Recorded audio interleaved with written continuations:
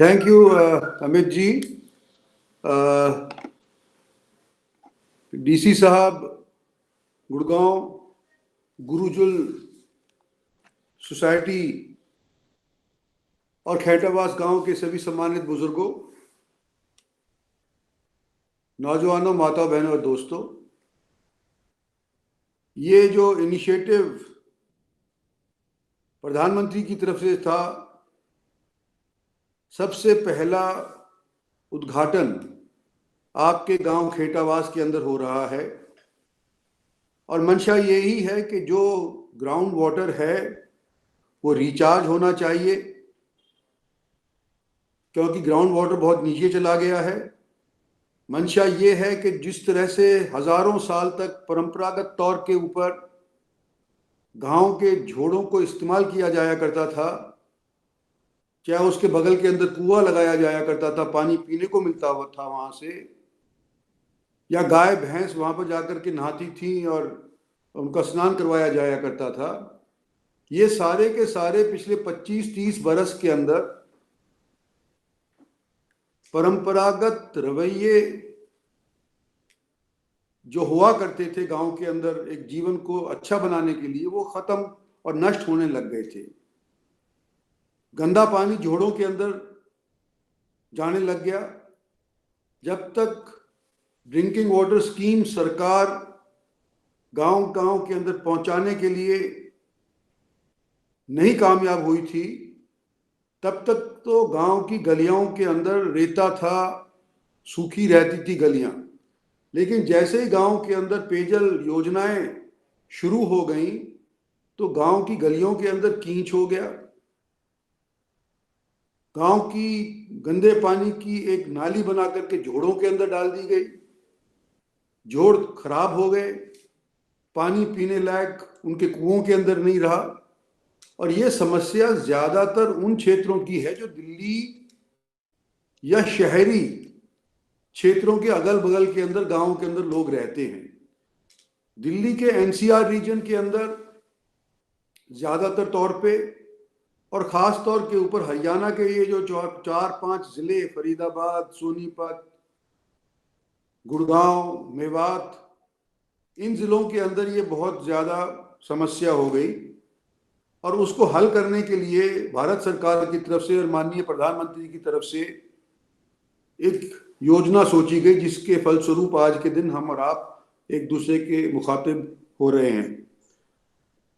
मैं खेटावास गांव को बरसों से जानता हूं।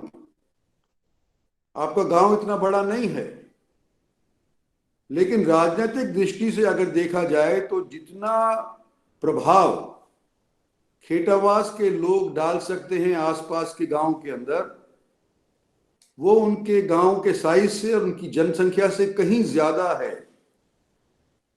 और मुबारकबाद देना चाहता हूं आप लोगों को कि मैंने जब ये फोटोएं देखी तो ना केवल बुजुर्ग इसके अंदर योगदान दे रहे थे, ना केवल नौजवान इसके अंदर योगदान दे रहे थे, लेकिन माताओं, बहनें और नई नई जवान लड़कियां भी नए नए बच्चों सहित इसके अंदर ग्रीनरी फैलाने के लिए प्रयास कर रहे थे। तो मुझे बड़ा अच्छा लगा कि इस बेड़े को आप लोगों ने उठाया है।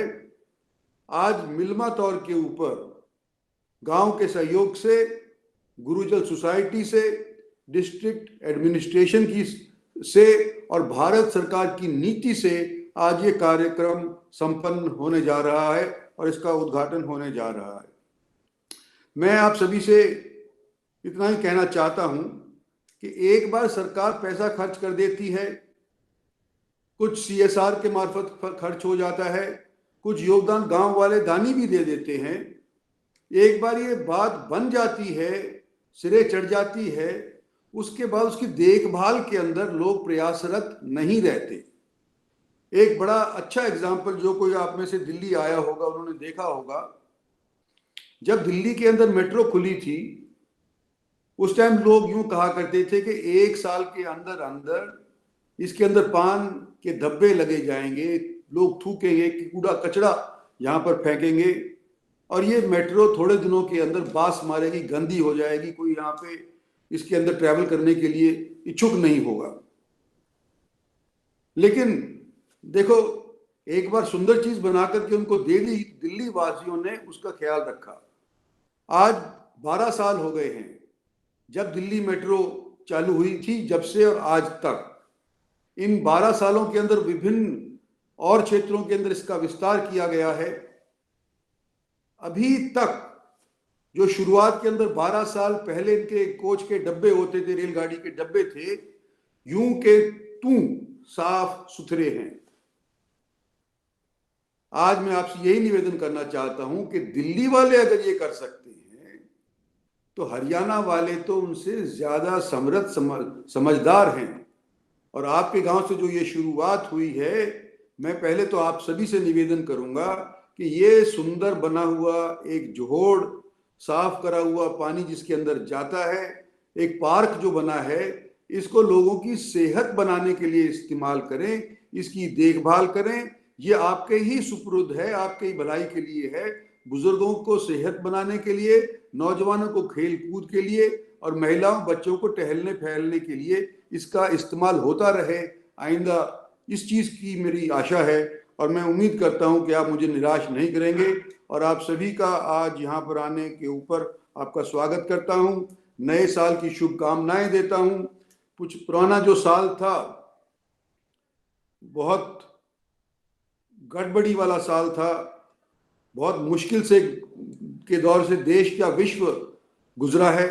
और आज के भी कार्यक्रम में मेरी तो मंशा थी कि मैं खुद ब खुद मौजूदा रहूं इस फंक्शन के अंदर, लेकिन इस कोविड की वजह से और कुछ मेरी नए साल की जो हमारी नीतियां बन रही हैं, जिसके विषय के अंदर मैं अभी सैटरडे संडे को भी काम करने लग रहा हूं, इस विषय के अंदर, और बजट बन रहा है उसके विषय के अंदर जो काम चल रहा है, मैं उपस्थित खुद ब खुद नहीं हो सका।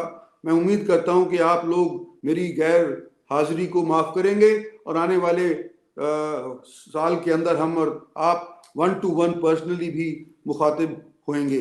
आज आप सभी को मुबारकबाद देते हुए मैं अपना भाषण समाप्त करता हूं। धन्यवाद और जय हिंद। डीसी साहब। जी सर। मैंने कहा मैं इसके बाद हमारा कुछ और कार्यक्रम है तो बताइए, नहीं तो 5-4 मिनट के मैं निकलना चाहूंगा। सर जी सर, बहुत बहुत धन्यवाद सर, आपने हमें गाइड किया सर। और मुझे आशा है आने वाले समय में सर ऐसे और भी कई प्रोजेक्ट्स अंडर वे हैं, तो इसी प्रकार की प्रोग्रेस सर बाकी जितने हमारे अनेकों गांव के जोड़ हैं आपको दोबारा आगे भी दिखाएंगे और आपसे आगे भी सर आग्रह करेंगे इसी प्रकार सर हमें दिशा निर्देश देने का। हाँ, आपका मैं पढ़ रहा था 100 के करीब योजनाएं आपने म्यूनिसिपल कमेटीज के अंदर और गांव के अंदर करी हैं। सबसे अव्वल तो मेरे ख्याल से सोना ब्लॉक के अंदर हैं, इस गुरुजल सोसाइटी के मार्फत।